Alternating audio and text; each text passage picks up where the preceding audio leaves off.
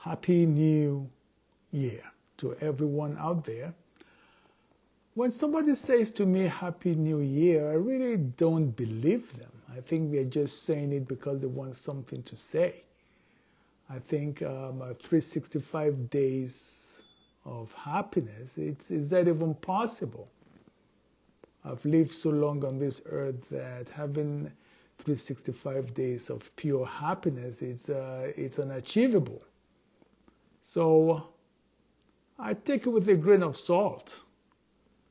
What would God say at the beginning of this new year to you and to me? Will he use the word happy? I think he will use another term, and the term is good. Good.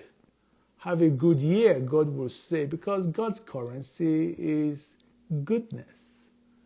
That's the currency of the kingdom of God. Goodness. Goodness. And that was how he introduced himself, as he is a good God. He introduced himself to Moses. Moses was saying, okay, I've been speaking to you all these days. Show me your glory.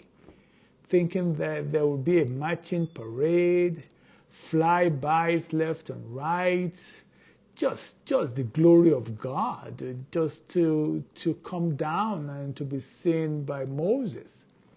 And God said to him, okay, I will make all my goodness, all of my goodness pass before your very eyes. It's amazing and it's interesting how God relates his glory to his goodness.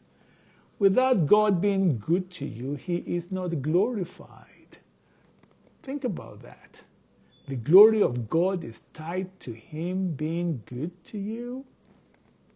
Sometimes in our churches, we just revel in the glory of God, that we're going to see angels flying left and right, and the glory of God just descend in awesome smoke. But that isn't what God is saying. God is saying that my goodness, my glory is being good to you. My glory is being good to you. So he told Moses, okay, you want to see my glory? You want to see my goodness? I will put you on the rock beside me. And on that rock, you will stand to see my glory, the VIP spot, the VIP spot. I'm going to put you on that VIP spot.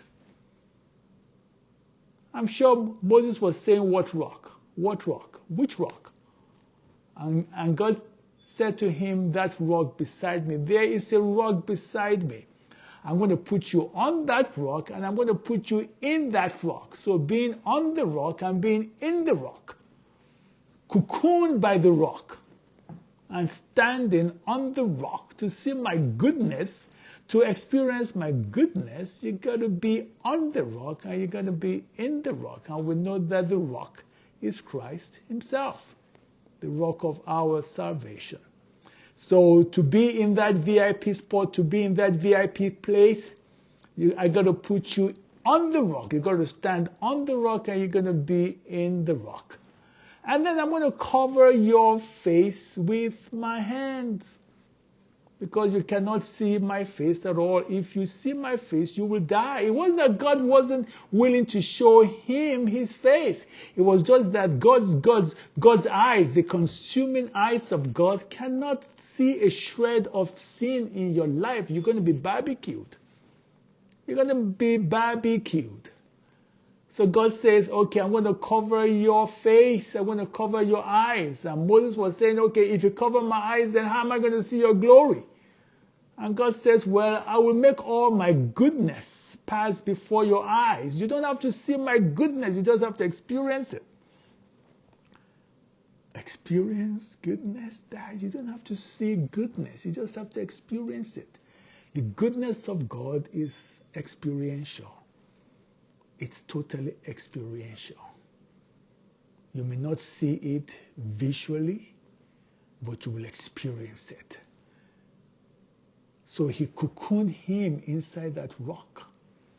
He covered his face with his hands, mercy, so that he doesn't die in the process of saying the goodness of God. He doesn't die. Goodness and mercy combined. No wonder David said, surely goodness and mercy. Goodness and mercy. So Moses was put inside that rock, and he was standing on that rock. And for 40 days, the goodness of God found on this planet, found in this galaxy, found in all the galaxies, Andromeda, Milky Way, found in all the universes out there, was paraded before him. 40 days of goodness, 40 days of this wonderfulness of God, just going right in front of him, being cocooned in that goodness of God for 40 days. That is amazing. That is amazing. But you got to be in that rock. You got to be on that rock, standing on that rock and being cocooned in that rock to experience the goodness of this wonderful God. So 40 days, David said 365 days, surely goodness and mercy shall follow me all the days of my life. Goodness and mercy shall pursue me all the days of my life.